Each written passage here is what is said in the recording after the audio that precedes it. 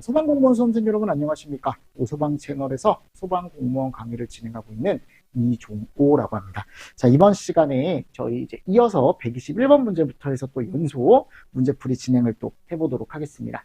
자, 121번 문제입니다. 프로판이네요. 그쵸? 프로판이고 지금 문제에서 완전 연소를 하기 위해 필요한 MOC를 구해라 라고 했어요. 계산 문제네요. 그럼 여러분들 MOC가 뭔지 알아야겠죠? 얘가 한글로 최소산소 농도라고 되어 있고 또는 우리가 임계산소 농도라고 얘기하죠. 그다음 어떤 가연물이 탈 때 필요한 최소한의 산소 농도, 그죠? 또는 임계산소 농도. 얘를 우리가 뭐라고 한다? MOC라고 한다. 그래서 이 MOC를 어떻게 구합니까? 완전 연소 반응식에서의 산소 몰수 또는 산소 부피수에 연소 뭐를 곱해요? 그렇죠. 하한계를 곱합니다. 그러니까 얘를 알아야 돼요, 이거. 맞나요? 그럼 지금 프로판이잖아요. 그럼 프로판은 완전 연소 시에 산소가 몇 몰 필요하죠? 매F. 그쵸? 그러면 우리가 5몰이 필요하다라는 걸 알 수 있고, 하한계 값이 몇입니까? 그쵸? 2.1이죠. 그럼 몇 프로예요? 10.5%. 뭐 이런 식으로 문제를 푸실 수 있으면 된다. 그럼 마찬가지. 메탄도, 에탄도, 프로판, 부탄, 네 가지 다 구할 수 있겠죠. 그죠? 그래서 메탄 같은 경우는 하한계가 몇이에요? 5죠. 에탄은요? 프로판은요? 부탄은요? 자, 필요한 산소 몰수가 2, 3.5. 그죠?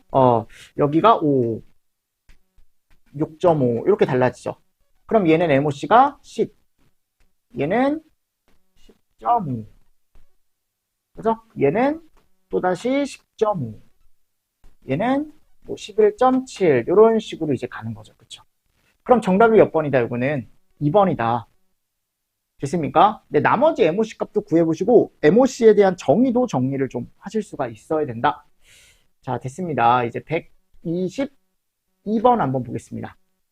메탄이네요. 이번에는 1몰이 완전 연소 시 필요로 하는 최소 농도는 약 몇 프로인가? 그럼 아까도 얘기했죠? MOC 값. 메탄은 해서 몇 프로다? 10%다, 10%. 맞나요? 정답 몇 번? 4번. 네.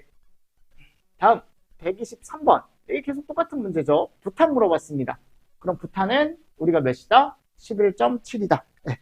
연습 다 한 번씩 꼭 해보십시오. 계산 문제니까. 자, 그리고 나서 이제 124번입니다. 가연성 기체와 공기 중의 산소, 이 두 가지를 합쳐서 우리가 이름을 뭐라고 한다? 그렇죠. 이렇게 얘기하죠.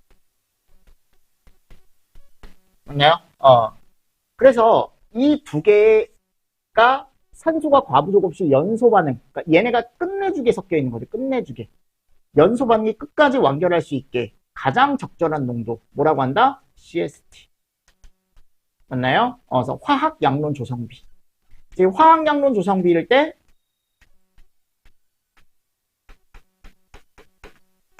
속도, 최고 연소 온도 이런 것들이 나타난다. 그죠? 그래서 정답이 몇 번이다? 이거는 1번이다. 네. 그래서 CST에 대한 그냥 정의를 물어본 거고요. 그리고 제가 예전에 CST를 구할 수 있는 공식이 있다 그랬죠.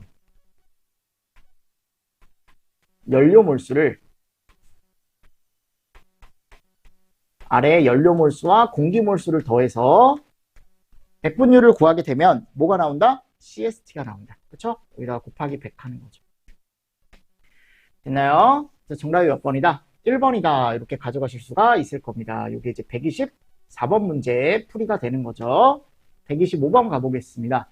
MI에 대한 설명으로 옳지 않은 것은 그랬어요. 이거 너무 최근에도 나왔잖아요. MI. 그죠? 자, 얘가 우리가 보통 얘기하는 활성화 에너지와 비슷한 얘기다. 네, 활성화 에너지는 모든 화학 반응, 그러니까 어떤 물질이 되든지 간에 그냥 화학 반응을 시키기 위해 필요한 최소한의 에너지고, 최소 반응 에너지도 똑같아요. 어떤 반응을 일으키기 위한 최소한의 에너지인데, 얘는 딱 어디에서만? 가연성 혼합기에서만, 기체 쪽에서만.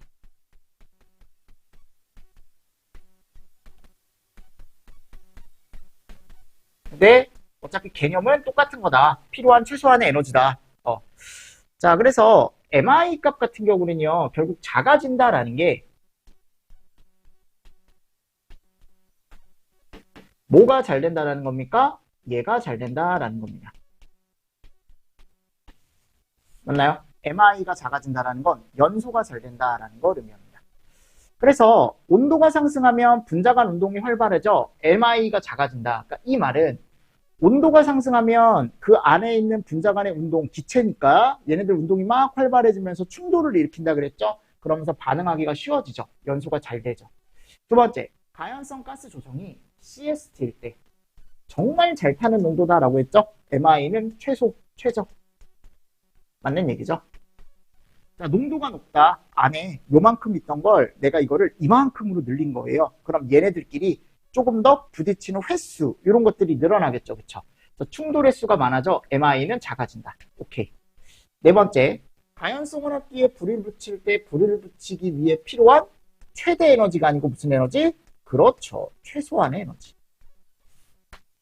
됐나요? 최소한의 에너지를 얘기한다라고 되어 있습니다. 그러니까 옳지 않은 건 몇 번이다? 우리 4번으로 가져가실 수가 있어야 된다라는 거죠. 제 말은. 됐죠? 잘 정리해 주시고 넘어가 주시면 좋을 것 같습니다. 자, 126번입니다. 다음 중 MI에 대하여 옳지 않은 것은 그랬어요. 온도가 높으면 분자 간 운동이 활발해지죠. 최소 발열 에너지 감소합니다. 압력이 높으면 분자 간 거리가 가까워집니다. 그러면서 자기들끼리 부딪힐 수 있는 횟수가 많아지죠. 그죠? 3번 농도가 짙고 발열량이 크면 산소 분압. 요 산소 분압이라는 건 산소량. 최소 발열 에너지 감소하죠. 4번 얘가 틀린 건데 가연물에서 열 전도율이 높아지면요. 열 축적이 됩니까? 안 됩니까? 안 되죠. 그쵸? 그러면 불이 붙기가 쉽지 않아지는 거죠. 즉 이 최소 발열 에너지가 어떻게 되더라? 증가하더라. 그러니까 4번이 틀렸다. 4번이 틀렸다. 됐습니다. 127번 보겠습니다. 127번.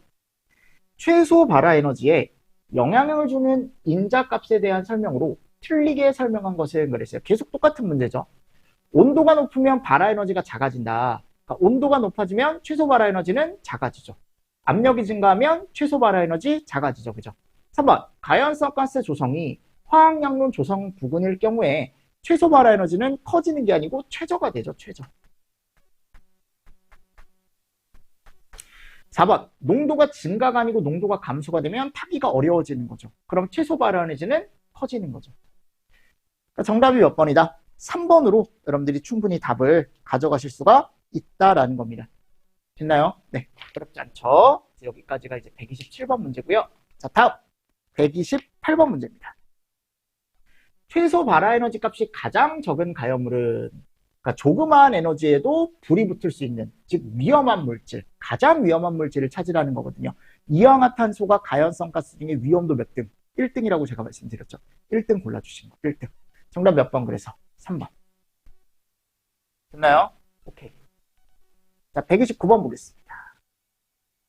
다음 연소 속도에 영향을 미치는 요인에 관한 설명 중 틀린 것은 그랬어요. 틀린 겁니다. 질소, 수증기, 이산화탄소를 혼합기 속에 첨가하면 연소 속도는 감소한다. 불연성 가스죠. 수증기, 그죠? 요것도 이제 불연성이죠. 이산화탄소 불연성이죠. 그럼 연소 속도는 감소하죠. 그렇죠? 2번. 난류에 의해 주름 잡힌 화염은 연소 속도를 상승시킨다. 자, 기본적으로 이 난류다. 식류는 화염이 이런 식으로 가는 거고 난류는 미친 듯이 널뛰는 거거든요. 그러니까 이렇게 주름이 져 있는 건 그만큼 어떻다라는 거, 안에 열이 많다라고 생각하시면 됩니다. 연소 속도가 상승이 되고요. 세 번째, 혼합물이 연소 한계에 가까울수록 연소 속도는 제가 아까 뭐라 그랬어요? 감소되겠죠. 그죠? 그리고 압력이 증가하면 연소 속도는 증가한다라고 되어 있습니다. 이런 것들이 이제 우리가 보통 얘기했을 때 연소 속도에 대한 내용이죠. 연소 속도에 대한 내용. 129번의 정답은 몇 번이다? 우리가 3번으로 가져가실 수가 있어야 된다라는 겁니다. 기억하시죠? 우리 예전에 연소 속도 했었잖아요. 그죠? 그래서 연소 속도에서 영향 요인. 연소 속도의 영향 요인. 그러니까 연소 속도는 가연물이 있을 때 이렇게 수직으로 타는 속도. 그죠? 또는 우리가 뭐라고 했냐면 이 가연물이 줄어드는 양, 시간당. 가연물 소비량. 이렇게 표현할 수도 있다 그랬죠.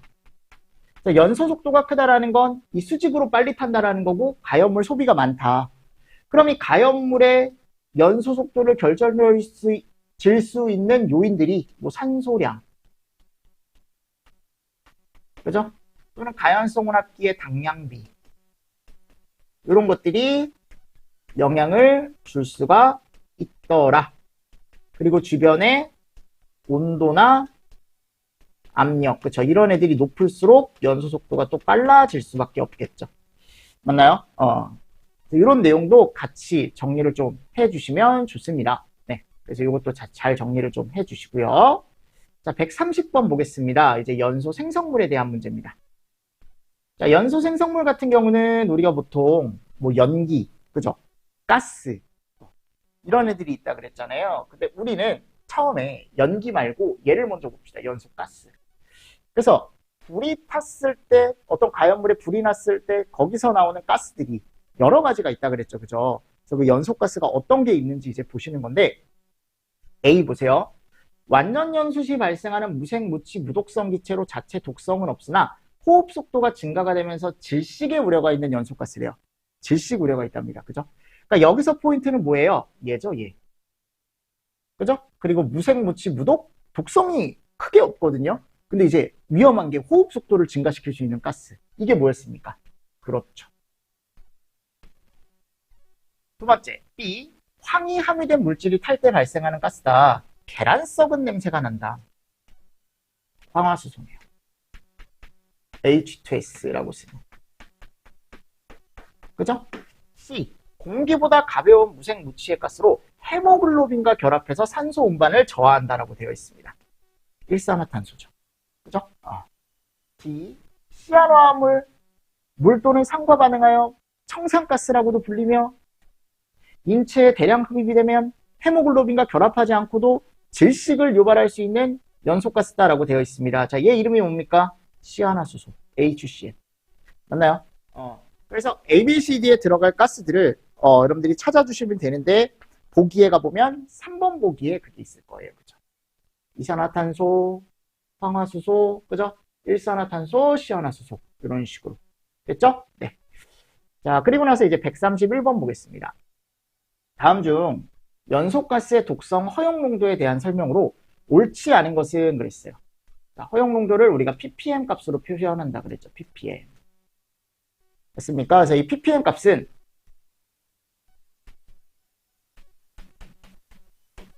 허용 농도가 높을수록 또는 낮을수록, 그렇죠? 그래서 우리가 높은 게 있고 낮은 게 있다 그랬어요. 자, 뭐가 더 위험하다? 그렇지. 낮은 게 더 위험합니다. 낮은 게 더 위험합니다. 왜냐하면 그만큼 허용되는 농도가 낮은 거니까. 허용되는 농도가 높은 애들은 그만큼 허용이 크게 되니까 얘는 좀 안전하다라는 거예요. 근데 이 허용을 적게 해주겠다라는 건 너 위험하니까 조금만 있어도 사람들을 위험하게 할 수 있으니까 너는 허용을 적게 해주겠다라는 거라고 제가 말씀을 드렸었죠. 그래서 높을수록 위험한 게 아니고 어떨수록 위험한 거예요? 낮을수록 위험한 게 맞는 거예요. 됐나요? 그리고 세 번째, 시아나수소의 독성 허용 농도는 거기 가보면 나와 있죠. 그죠? 시아나수소의 독성 허용 농도는 포스겐 가스보다 높다라고 되어 있는데 시아나수소가 한 10 정도 됩니다. 10. 그리고 포스겐이나 아크롤레인이 0.1. 이런 애들이 0.1짜리. 제가 0.1짜리는 그래서 꼭 알고 있으라 그랬죠. 그러니까 얘네 두 개가 정말 위험한 애들이에요. 그 얘네들은 각각 갔을 때 얘가 더 큰 거죠. 그죠? 이쪽이. 그러니까 얘가 더 안전한 거라고. 포스겐보다. 아크롤레인보단 염화수소가 안전한 거라고요. 근데 시아나수소만 딱 봤을 때 시아나수소도 안전한 가스는 아니죠. 위험한 가스입니다. 근데 비교했을 때를 얘기하는 거예요. 그래서 시아나수소는 제가 몇이라 그랬어요, 여기? 10. 염화수소는 5. 그쵸? 이 ppm 값들도 같이 보시면 좋다라고 제가 설명을 드렸습니다, 예전에. 이런 것도 잘 보시고요. 됐나요? 정답은 1번입니다. 자, 132번 볼까요? 다음과 같은 연소 생성가스로 옳은 것은 그랬어요. 자, 찾아보십시오. 질소화합물인 열 경화성 수지 또는 나일론이 연소 시 발생하고 냉동시설의 냉매로 많이 쓰인대요. 그리고 냉동창고 화재 시 누출 가능성이 크며 허용농도가 25ppm이다. 자, 여기서 포인트는 얘죠. 이거. 냉동시설의 냉매. 자, 뭡니까? 암모니아죠, 암모니아. 그죠? 정답 2번으로 바로 가져가실 수 있을 것 같고요. 자, 다음 133번. 다음 중 연소가스에 대한 설명으로 옳지 않은 것은 그랬어요. 자, 여기가 보면 이황산가스, 이 아황산가스라고 보통 많이 하죠. 아황산가스. 왜 이황산가스라고 들어왔을까요? 아황산가스로 좀 고쳐주시는 게 더 좋을 것 같아요. 아황산가스. 아황산가스. 그러니까 아황산가스에 대한 오른쪽에 가보면 내용, 털, 고무, 일부 나무가 탈 때 발생하는 무색가스다. 눈, 호흡기 계통의 자극이 큰 가스며 두 번째, 암모니아는 아까 방금 했었죠, 우리. 질소화물인 수지류 나무가 탈 때 악취가 나는 무색기체로 눈, 코, 폐 자극이 크다. 그리고 암모니아 같은 경우는 더 중요한 게 냉매로 사용할 수 있다, 냉매. 세 번째, 황화수소. 황화수소는 꼭 얘가 있어야 돼요.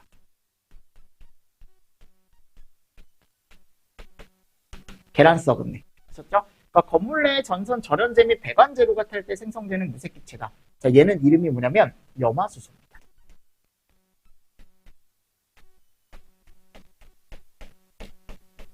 됐나요? 그래서 잘못된 게 몇 번이에요? 3번입니다. 3번. 자, 시아나수소. 요거는 이제 뭐예요? 대량 흡입이 되면 요 호흡정지.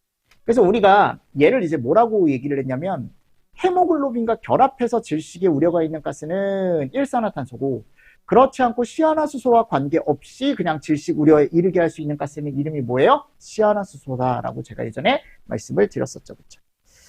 됐습니다. 정답 3번입니다. 3번. 다음 134번 문제 보겠습니다. 다음 연소 생성물에 대한 설명으로 옳지 않은 것을 그랬어요. 1번. 연소 시 생성된 일산화탄소는 인체 헤모글로빈과의 결합력이 산소보다 극히 강해서 헤모글로빈과 결합에 의해서 산소를 공급해주는 게 아니고 일산화탄소가 우리 몸에 돌기 때문에 질식의 우려가 있다라고 말씀을 드렸었죠. 3번. 맞죠? 냉매 사용, 암모니아, 시아나수소, 털 또는 인조견 등의 직물류 목재 들어가 있고 자 여기 두 번째 가보면 이산화탄소가 진짜 많이 나오거든요. 가연물 우리가 탔을 때. 근데 여기서 중요한 게 이 허용 농도가 5% 이상이면 사망한다가 아니고 20%. 그래서 제가 해설에 이산화탄소 농도에 따라 우리 신체에 어떤 영향을 받을 수 있는지를 제가 넣어놨거든요. 그래서 이산화탄소가 2%가 있으면 약간 불쾌하대요. 그리고 호흡이 곤란할 수 있고 맥박이 증가한다. 한 3에서 4%면 눈 자극, 그죠? 30분 이후에 두통, 현기증, 혈압 상승, 8%일 때 호흡 곤란, 10%일 때 1분 내에 의식 상실, 혈압 떨어지고요, 시력 떨어지고, 20%가 사망이네요, 그죠? 20%가 단시간 내 사망, 중추신경 마비 이렇게 되어 있죠, 그죠? 그러니까 여기가 5%가 아니고 몇 프로로? 20%로 들어가 줘야 된다라는 거. 됐나요? 오케이. 네, 그래서 이런 문제가 있었어요.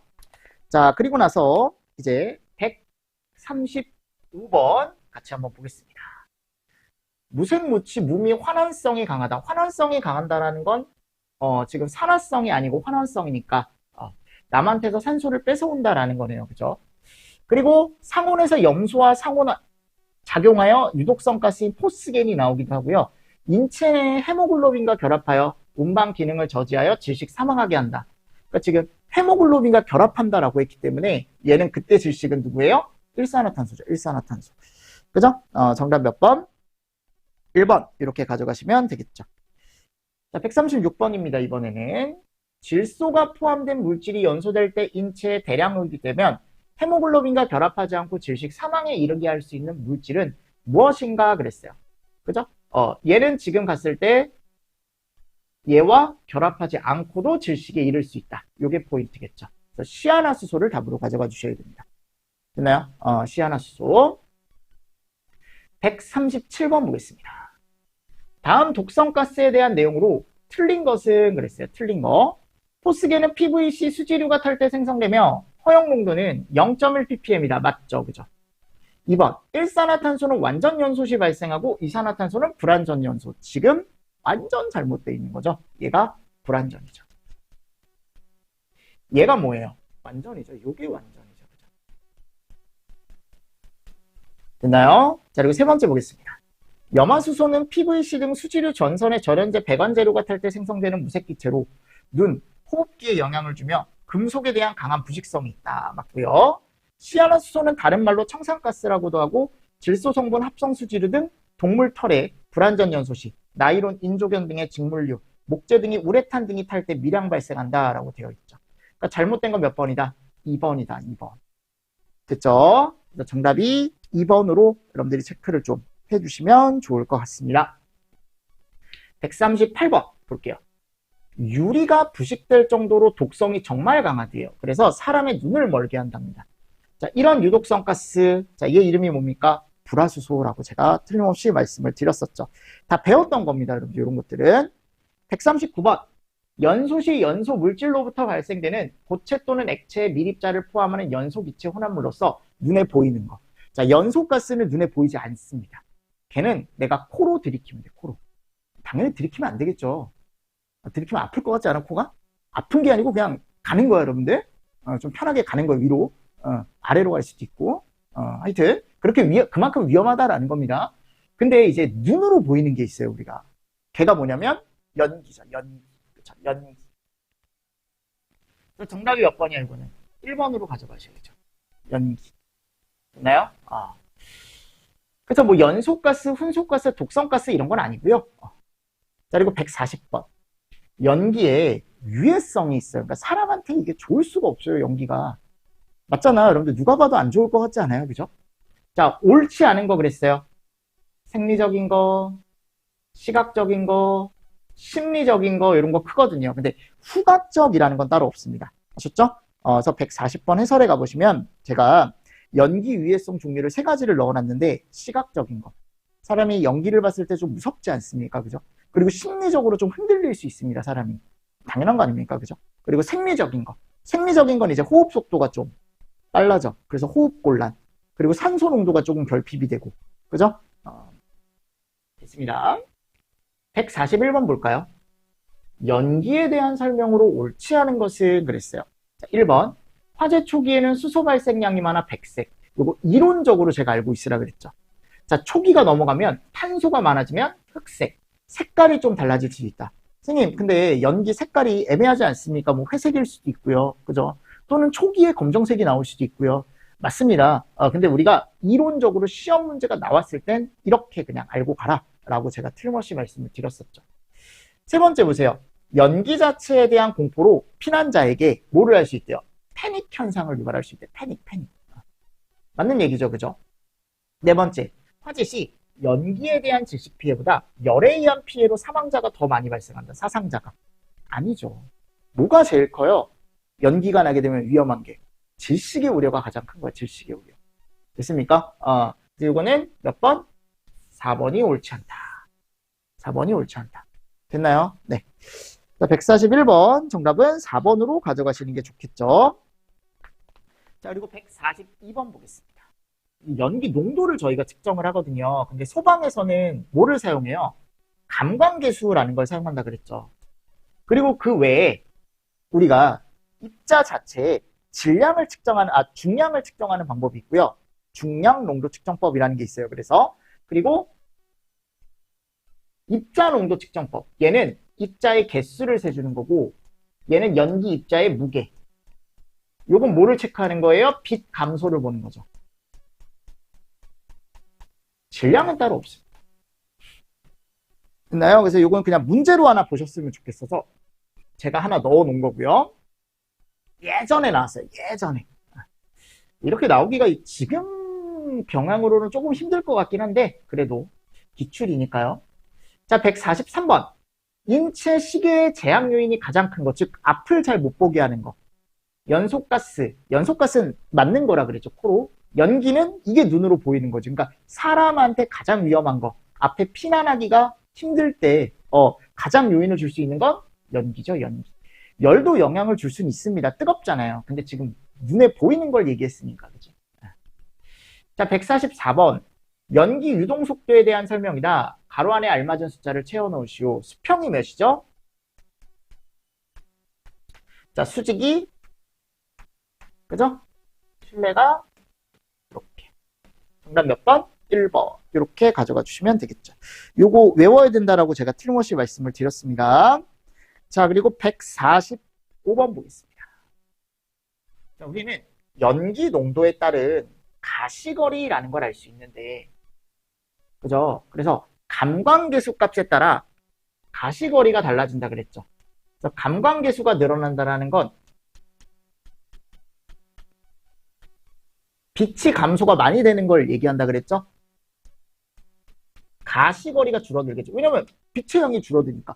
감광이 커진다는 건 빛이 줄어드는 거예요. 그럼 내가 앞을 볼 수 있는 경우의 수가 줄어드는 거죠. 그죠? 광이 줄어들면 줄어들수록. 그래서 감광계수가 정말 적을 때 0.1일 땐 그래도 한 요 정도 보인대요. 10에서 20m. 그죠? 10에서 20m가 보이는데 이게 이론상으로 0.1일 때 가시거리가 20에서 30이다라고 했죠. 그러니까 이게 틀린 거야 지금. 연감지기 작동 농도는 맞아요. 그리고 감광계수가 한 0.5 정도 되면요. 가시거리가 3m로 줄어요. 그러니까 3m니까 한 요 정도 보이는 거. 지금 저기 문이 있는데 문 앞까지 딱 보이는 거예요.